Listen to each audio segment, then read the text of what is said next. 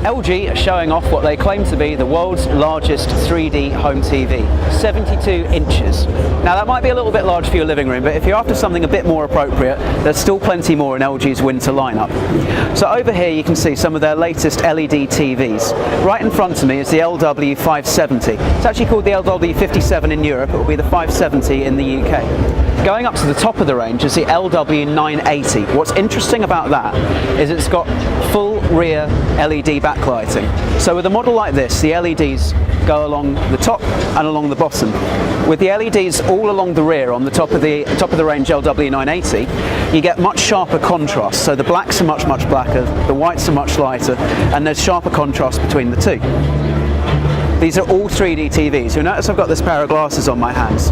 Now, these are LG's Cinema 3D glasses. They're small, they're light, they're cheap, and that's what LG is pushing with their home 3D experience.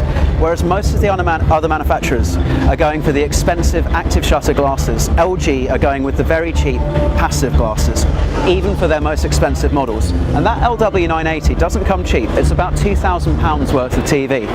So it's a real sign of what LG think is the appropriate home cinema experience in 3D. They want cheap glasses. You can share them with your family. You can get 10 pairs that will cost you next to nothing. So if you've got a lot of people watching it all at once, it's a nice, easy experience.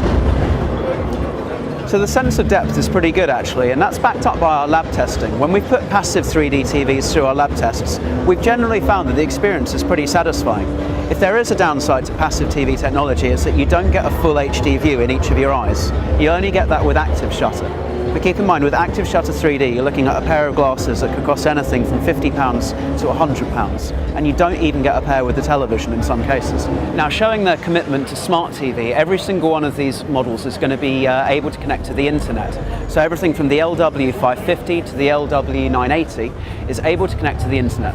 In the case of the LW980, it has built-in Wi-Fi, so you can use LG's range of widgets and apps for internet connection to news, YouTube, things like BBC iPlayer as well.